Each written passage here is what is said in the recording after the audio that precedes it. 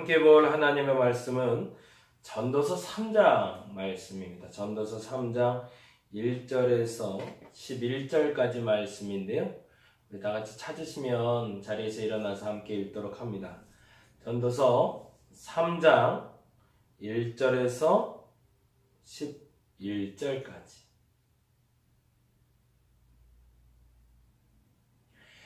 다 같이 자리에서 일어나셔서 한 목소리로 우리 함께 봉독하도록 합니다. 전도서 3장 1절에서 11절 말씀입니다. 범사에 기한이 있고 천하 만사가 다 때가 있나니 날 때가 있고 죽을 때가 있으며 심을 때가 있고 심은 것을 뽑을 때가 있으며 죽일 때가 있고 치료할 때가 있으며 헐 때가 있고 세울 때가 있으며 올 때가 있고 웃을 때가 있으며 슬퍼할 때가 있고 춤출 때가 있으며 돌을 던져 버릴 때가 있고 돌을 거둘 때가 있으며 안을 때가 있고 않는 일을 멀리할 때가 있으며 찾을 때가 있고 잃을 때가 있으며 지킬 때가 있고 버릴 때가 있으며 찢을 때가 있고 꿰맬 때가 있으며 잠잠할 때가 있고 말할 때가 있으며 사랑할 때가 있고 미워할 때가 있으며 전쟁할 때가 있고 평화할 때가 있느니라. 일하는 자가 그의 수고로 말미암아 무슨 유익이 있으랴. 하나님이 인생들에게 노고를 주사 애쓰게 하신 것을 내가 보았노라.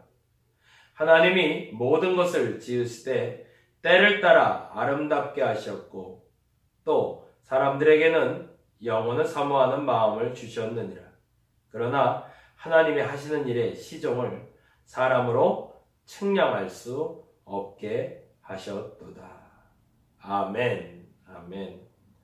오늘은 때에 대한 이야기 좀 나눠보려고 합니다. 그래서 제목을 이렇게 정했어요.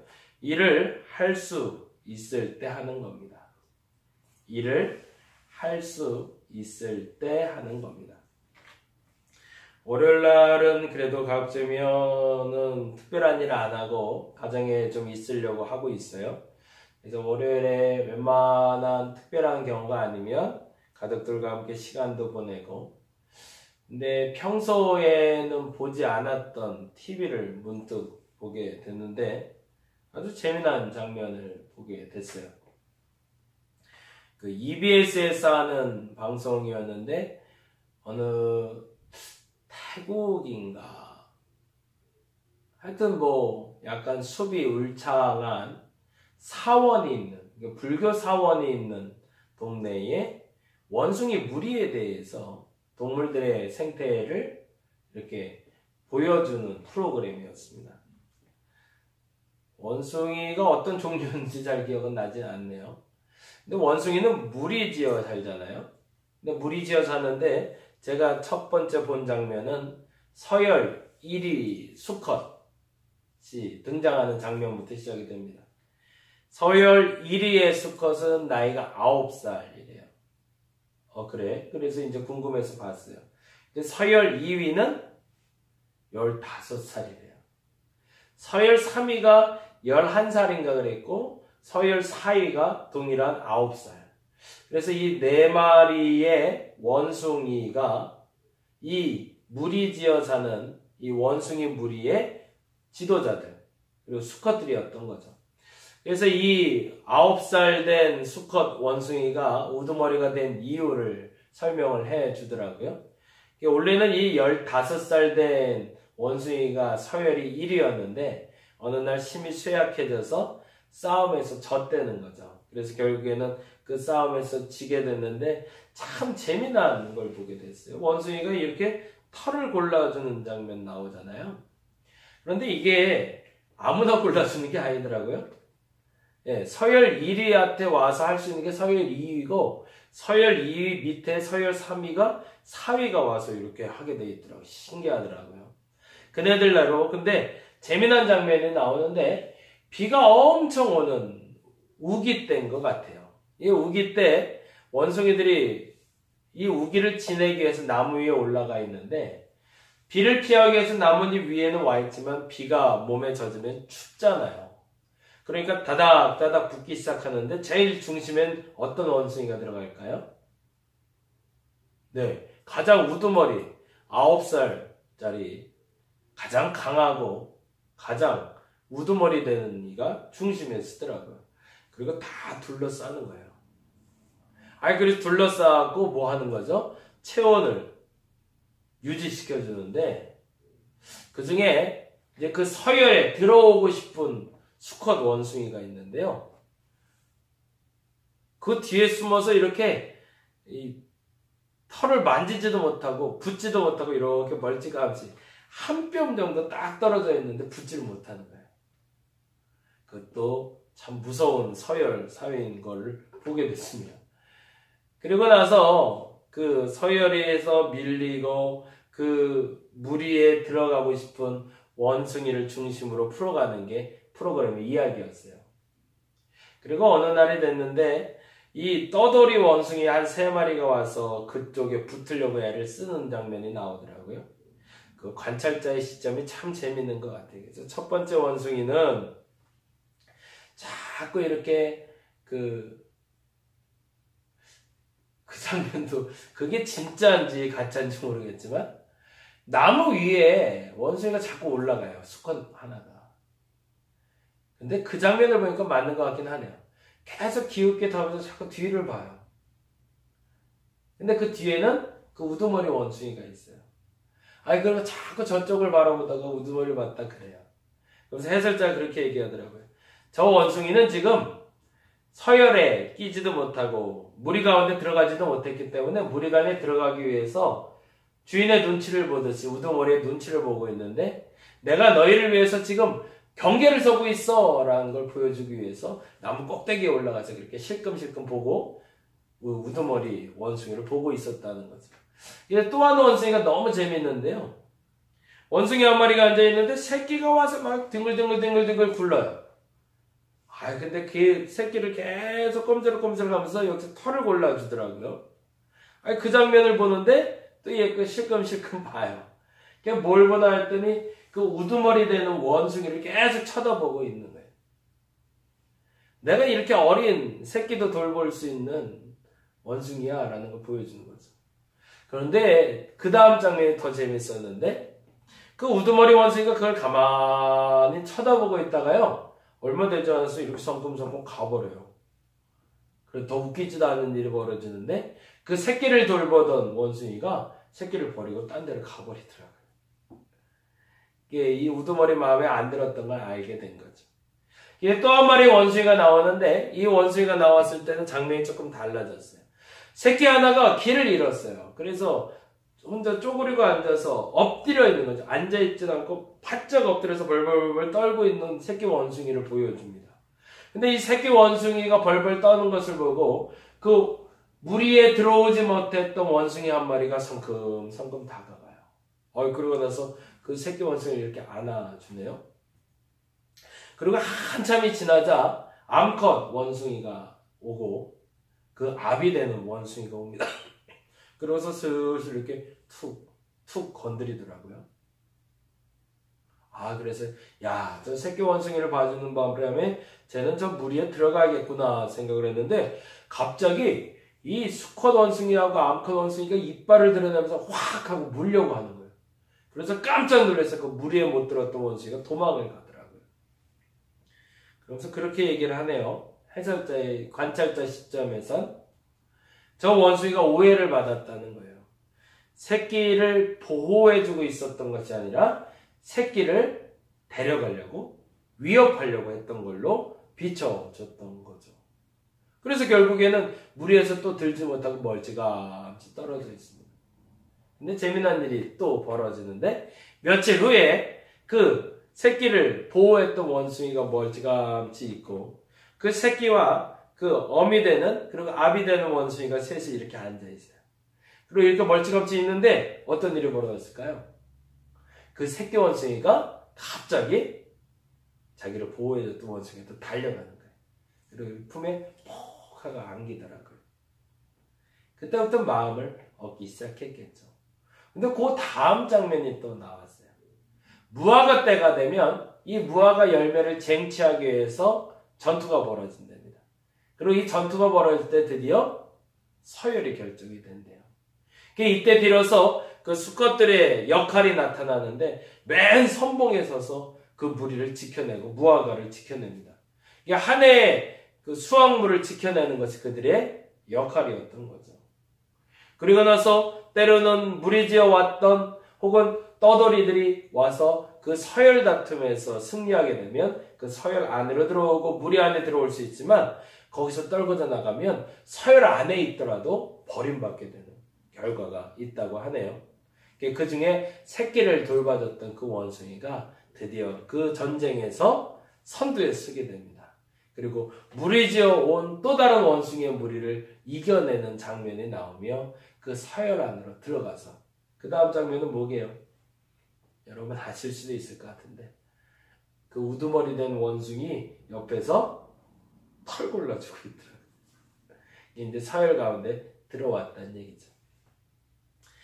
원숭이들이 사는 세상에서 때가 있습니다. 그리고 그 때를 보고 그 때에 적절하게 움직이게 될 때 원숭이의 서열 가운데 무리 가운데 들어갈 수 있습니다. 그건 동물의 법칙이라기보단 세상의 법칙이라는 거죠. 인생에도 때가 있고요. 신앙생활에도 때가 있습니다. 근데 그 때를 알지 못해서 누리지 못하고 그 때를 알지 못해서 가지지 못하고 그 때를 알지 못해서 가져야 될 걸 잃어버리는 경우도 종종 있습니다. 저와 여러분이 그 때를 좀 잘 알 수 있으면 좋겠어요. 심지어 원숭이들도 그 때를 알고 그 때에 따라 살고 있는데 우리는 하나님이 정해준 때를 너무 모르고 살고 있지는 않은지 한번 점검해 봤으면 좋겠습니다. 마틴 루터 킹이라는 미국의 실질적인 종교 개혁을 일으킨 사람이죠. 흑인 해방 운동의 선봉에 서기도 했고 또한 사회 정의 운동에 앞장섰던 분인데 그분이 그런 말을 했대요.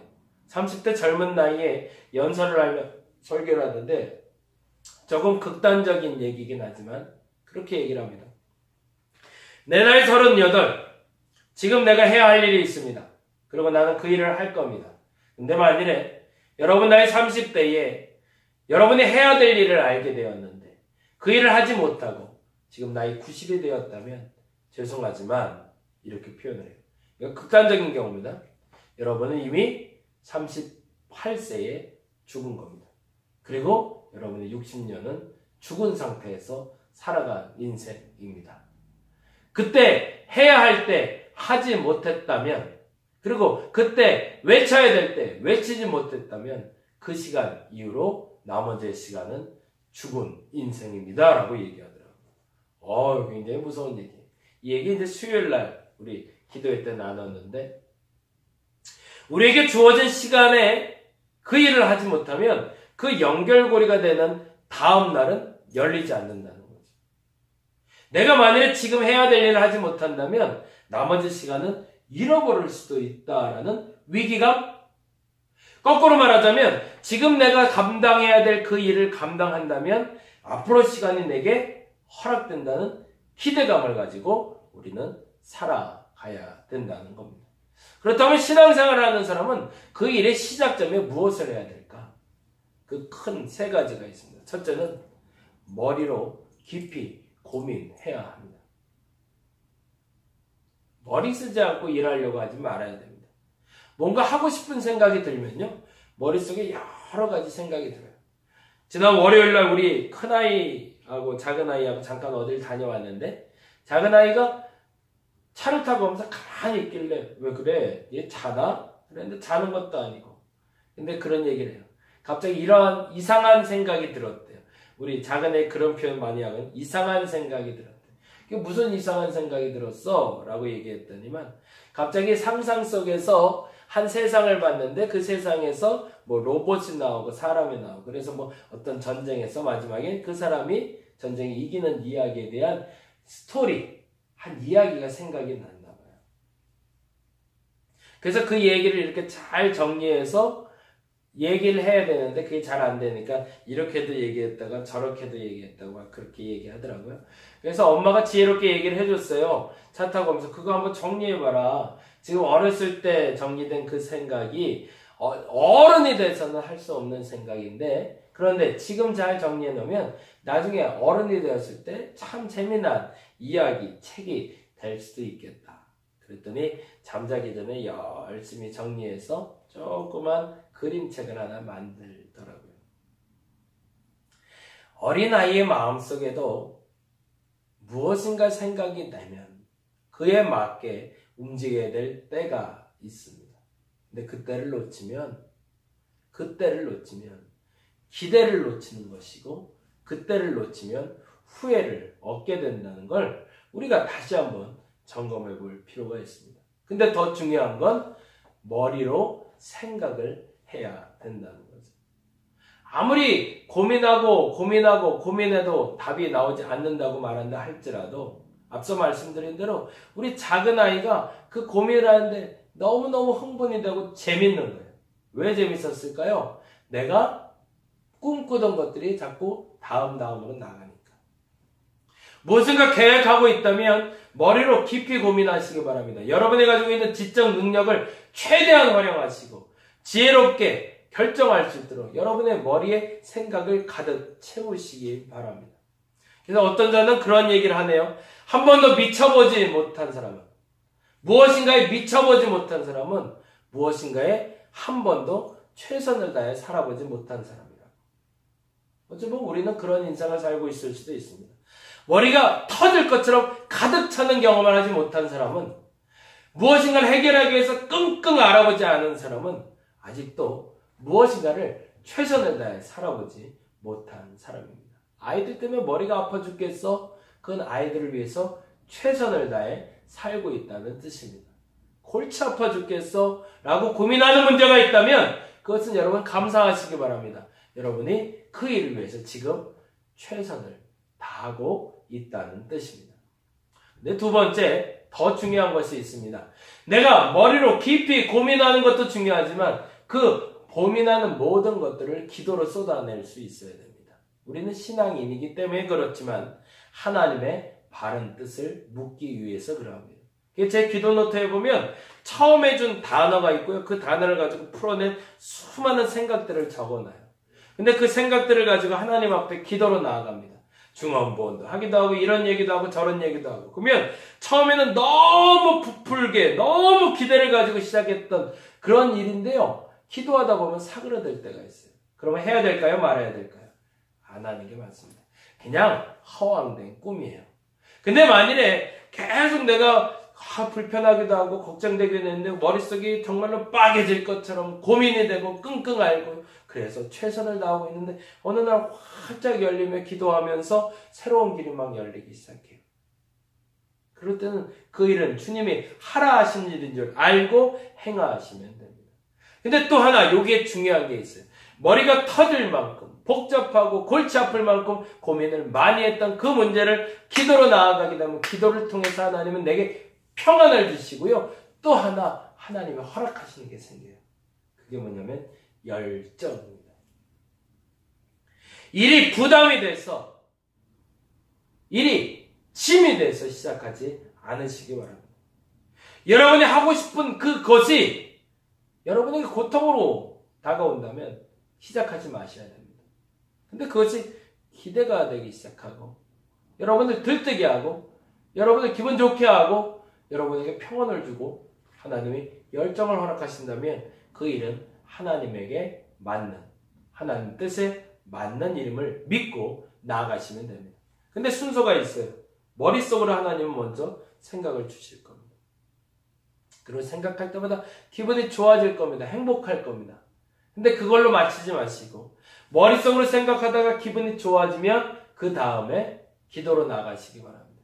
그리고 기도하면서 막 짜집게 하시면 됩니다. 제가 거룩한 습관 적어놓으라고 드렸잖아요. 난잡하게라도 적으셔도 됩니다. 마음껏 적으셔도 됩니다. 그냥 이렇게 적고 저렇게 적고 계속 적으시면 됩니다. 근데 적은 다음에 해야 될 일이 있죠. 그 다음에 고민해 보는 겁니다. 이 일이 맞는가? 무엇으로? 기도로. 그러면 기도하는 가운데 여러분에게 머리에 생각이 사그라들면 하지 마시면 됩니다. 근데 머리에 생각이 사그라들지 아니하고 점점 머리도 정리가 되고 열정이 타오르기 시작하면 그때가 하나님이 준 때입니다. 그때는 움직이시면 됩니다. 그 일을 시작하겠노라고 말하시면 되고 그 일을 행하시면 됩니다. 그럼 이제 마무리를 조금 더 이 얘기도 좀 해야 돼요. 그런데 열정이 식어질 때가 와요. 언제 올까요? 그때를 아는 것도 중요하죠. 무엇인가 시작할 때도 알아야 되지만 무엇인가 마무리 지을 때도 알아야 됩니다. 그 마무리 지을 때는 열정이 식어지기 시작합니다. 근데 열정이 식어진다고 무조건 끝내라는 건 아닙니다. 크게 세 가지. 첫째는 앞서 말씀드린 대로 일이 맞춰져야 될 때 열정은 식어질 겁니다. 그러면 나는 무엇을 해야 될까요? 두 가지를 결정해야 됩니다. 언제 내려놔야 될지를 알아야 됩니다. 근데 그것은 앞서 말씀드린 두 가지예요.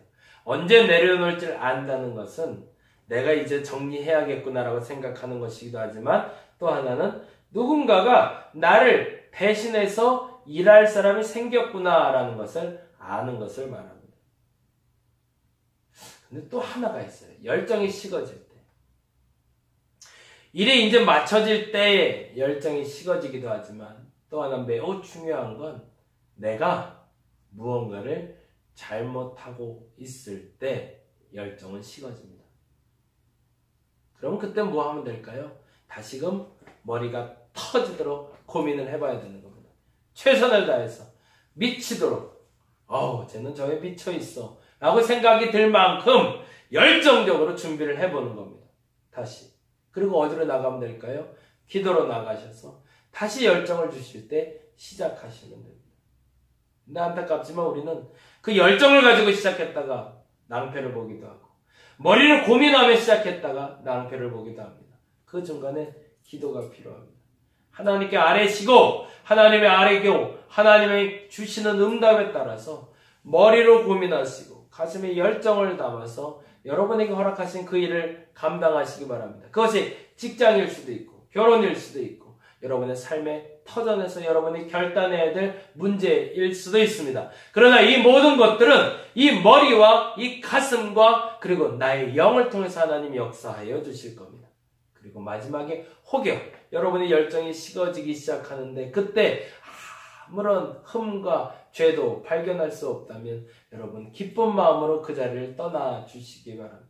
그리고 그 자리에 새롭게 그 누군가가 일하는 모습을 보며 그 누군가가 그 열정을 불태우는 모습을 보며 혹은 그 일이 사라져 감을 보며 기뻐할 수 있는 저와 여러분이 되시길